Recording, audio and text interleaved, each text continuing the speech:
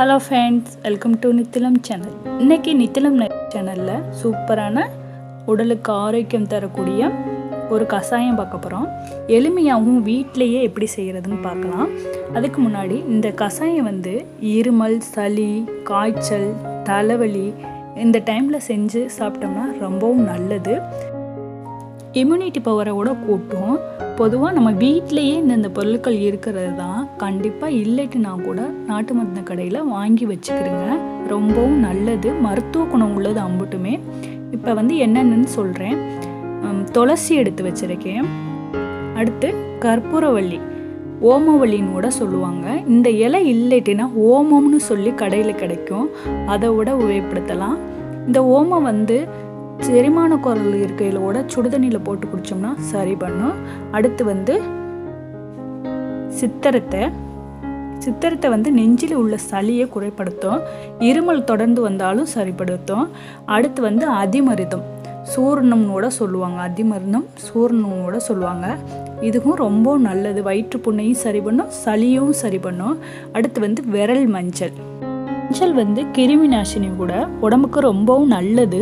அது போக வர கொத்தமல்லி எடுத்து வச்சிருக்கேன். அடுத்து வேப்ப கொழுந்து அதுவும் எடுத்து வச்சிருக்கேன். அடுத்து பனங்கற்கண்டு, காய்ச்சலுக்கும் நல்லது, சளிக்கும் ரொம்ப நல்லது. காய்ச்சல் இருக்கும்போது தண்ணியிலையோ இல்லை பால்லையோ கலந்து கொடுத்தா ரொம்பவும் நல்லது. அடுத்து மிளகு, அடுத்து திப்பிலி, இதை லாங் பெப்பர்னு கூட சொல்லுவாங்க. அடுத்து ஜீரகம் கருப்பு ஜீரகம் இருந்தால் கூட சேர்த்துக்கலாம், ரொம்பவும் நல்லது. இதுங்களாம் எவ்வளவு அளவு போடுறதுன்னு சொல்கிறேன். இப்படி இடிகளில் வச்சு இடித்து கொஞ்சம் கொஞ்சமாக போட்டுக்குங்க. அப்பப்போ உபயோகப்படுத்தையில் இடித்து போட்டுக்கலாம். அடுத்து சுக்கு இருந்தாலும் சேர்க்கலாம், இல்லாட்டினா இஞ்சி இருந்தால் சேர்த்துக்கலாம். அந்த கஷாயத்துக்கு எப்படி செய்கிறதுன்னு சொல்கிறேன். நான் 3 டம்ளர் தண்ணி ஊற்றுறேன். இந்த 3 டம்ளர் தண்ணி 1.5 டம்ளர் தண்ணி அளவு குறையிற வரை அந்த கஷாயம் நல்லா கொதிக்கணும். ஃபஸ்ட் எடுக்கவும் 50 ml அளவுக்கு போட்டால் போதும். மஞ்சள் போட்டுக்கிறேன். அடுத்து இஞ்சி தட்டி போட்டுக்கிறேன். அடுத்து கொஞ்சமாக வர கொத்தமல்லி 50 ml தான் கரெக்டாக இருக்கும். 2 ஆள் குடிக்கலாம் அந்த கஷாயம். அடுத்து சித்திரத்தை, அடுத்து அதிமருதம் இடித்து கொஞ்சமாக சேர்த்துக்குங்க. அடுத்து ஒரு 7-8 மிளகு. அடுத்து திப்பிலி 2. திப்பிலி ரொம்பவும் காரமாக இருக்கும். அது மாதிரி அதிமருதமும் கொஞ்சம் இனிப்பு சுவையோடு இருக்கும். அடுத்து கொஞ்சமாக துளசி சேர்த்துக்கிறேங்க. ரொம்பவும் ஆண்கள் துளசி ரொம்பவும் சேர்க்கக்கூடாதுன்னு சொல்லுவாங்க. அடுத்து கற்பூரவல்லி 2 இலை சேர்த்துருக்கேன். இதுகெல்லாம் நல்லா கொதிக்கணும். கொதிக்கையில் அப்பப்போ கிண்டி விட்டுக்கிட்டே இருங்க. அடுத்து ஜீரகம் சேர்க்குறேன். அடுத்து கொஞ்சமாக வேணும்னா சேர்த்துக்கிறேங்க. நான் குழந்தைங்களுக்கு கொடுக்கறதுனால பூச்சியும் கம்மி பண்ணும், ரொம்பவும் உடம்புக்கு நல்லது. வேப்ப கொழுந்து சேர்த்துக்கிறேன். மோஸ்ட்லி வேப்பம் கொழுந்து கஷாயம் வச்சு வாரத்தில் ஒரு டைம் குழந்தைங்களுக்கு கொடுத்தா ரொம்பவும் நல்லது. இப்படி கொதிக்கையில் கிண்டி கிண்டி விட்டுக்கிட்டே இருங்க.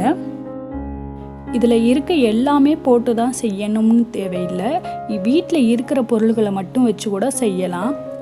இஞ்சி, மிளகு, ஜீரகம், துளசி, கற்பூரவல்லி இதுங்களை மட்டும் போட்டு கூட, அது கூட வெத்தலை இதுங்களை போட்டு கூட செய்யலாம்.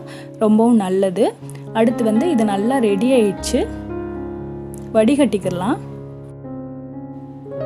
வடிகட்டிட்டு இது கூட பனங்கற்கண்டு இல்லைன்னா தேன் ஏதாவது சேர்த்து கொடுக்கலாம். சின்ன குழந்தையிலேருந்தே பழக்கிட்டா அவங்ககிட்ட வாங்கி குடிச்சிருவாங்க. எங்கள் வீட்டு குழந்தைங்கள்லாம் இதை விரும்பி குடிப்பாங்க. சளி இருந்துச்சோ இல்லையோ சும்மா கூட இதை வாரத்தில் ஒரு டைம் கொடுத்தா ரொம்பவும் நல்லது. இம்யூனிட்டி பவரை கூட்டும். கண்டிப்பாக உங்கள் வீட்லேயும் ட்ரை பண்ணி பாருங்கள். இன்றைக்கி நான் தேன் கலந்து கொடுக்க போகிறேன்.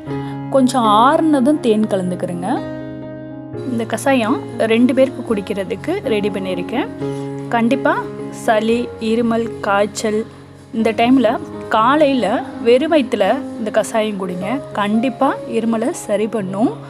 உங்கள் வீட்லேயும் ட்ரை பண்ணி பாருங்கள். பிடிச்சிருந்தா லைக் பண்ணுங்கள், ஷேர் பண்ணுங்கள். உங்களோட ஃபீட்பேக்கை மறக்காமல் கமெண்ட் பண்ணுங்கள். தேங்க்யூ ஃபார் வாட்சிங்.